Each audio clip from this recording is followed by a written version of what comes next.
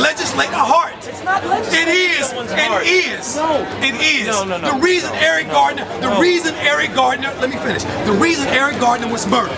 The reason the brother in Trayvon Martin was murdered. The reason the brother in Ferguson was murdered. Trayvon Martin was not murdered by a police officer. He was murdered by a phony security guard. But that was a regular dude. He wasn't. It didn't even matter that he was a security his father. He was a regular dude. His father was a judge.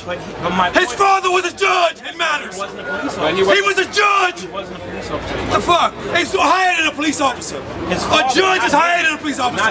Yes, and his father's connections is what helped him. But Zimmerman wasn't a civil servant. So let's not get it. I didn't say that. I said he was a security guard. I said the reason. He wasn't even a security guard. And that has to be of note. Okay.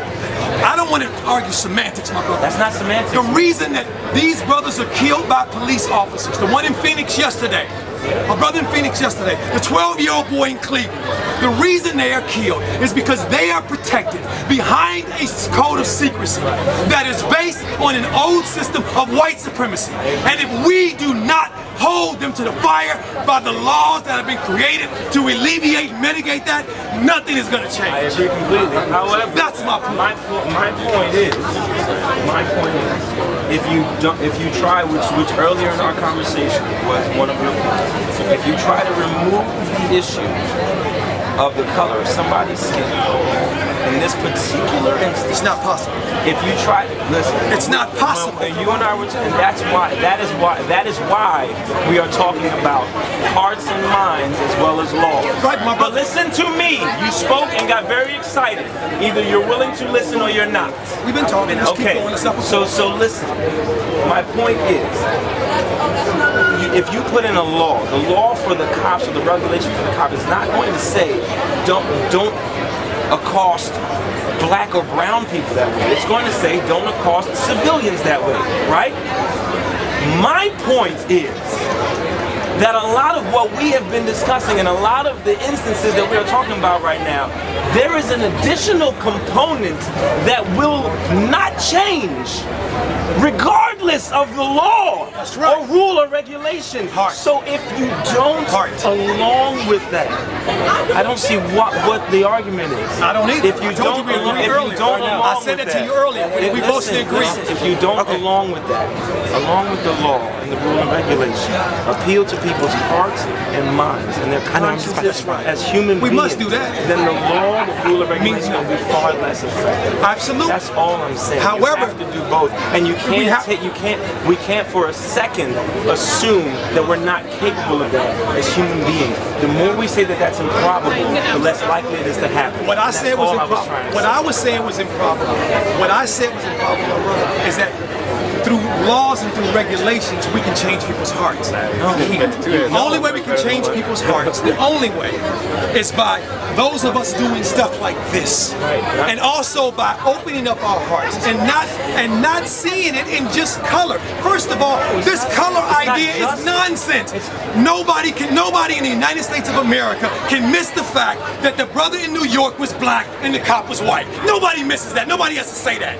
It's obvious. It's obvious that the cop in Ferguson. It's obvious that the cop in Ferguson was white and the brother. We don't need nobody to say that. That's obvious.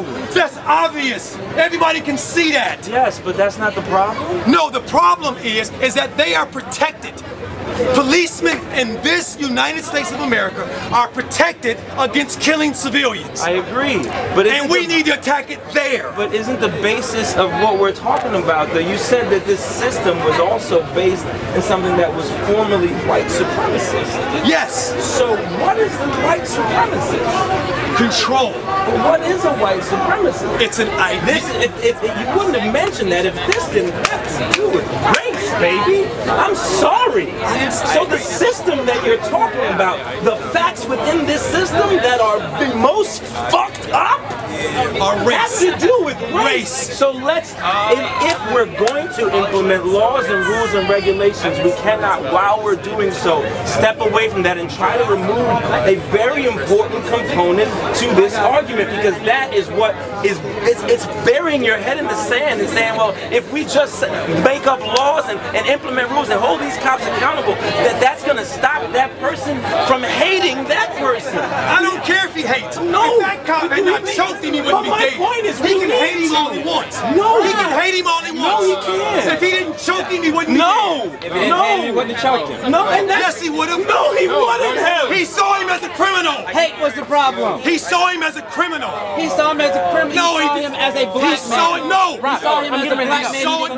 He saw him as a criminal. A criminal. And that's the reason they talked about them cigarettes he was selling. Why don't they kill the white woman? They do. You seem to be pretty rational. Okay, I'm ready to go home. They do. We don't see it. Okay, Oh, brother. don't yell. Hold on, brother. Did you see? Did you see the video? Did you guys see the video? Hold on, be quiet. Hold on. Did you see the video of the three white brothers coming out of 7-Eleven back east, and the cop pulls up? And the two of them are standing there. The other brother takes off walking this way. The cop follows him, and the next thing you know, you hear pow, pow, pow. But those cops go to jail. He didn't go to jail. He didn't even get indicted. They get go to jail. No, they don't. When they kill black people, they don't go to jail. They get away. There is a colonel of the United States Army, retired, who had his wife had to watch in Philadelphia, Connecticut, watch the mother watch the police choke her son out and kill him in front of their house. He had, Wisconsin. He had to go through heaven and hell. The cop to this day has not been arrested. And he's a war hero. And he's white. Don't do that. It might not matter that there's a law that says you can't kill that person. But the law is not going to stop you from doing that. But if it's not something like these, you get that person inside. Oh, I'm sorry. I left that. Okay, get in there. Let's talk. Let's take it down. Let's talk. Like, period. And this is something that you cannot deny. Can I say this real quick? This is something you cannot deny.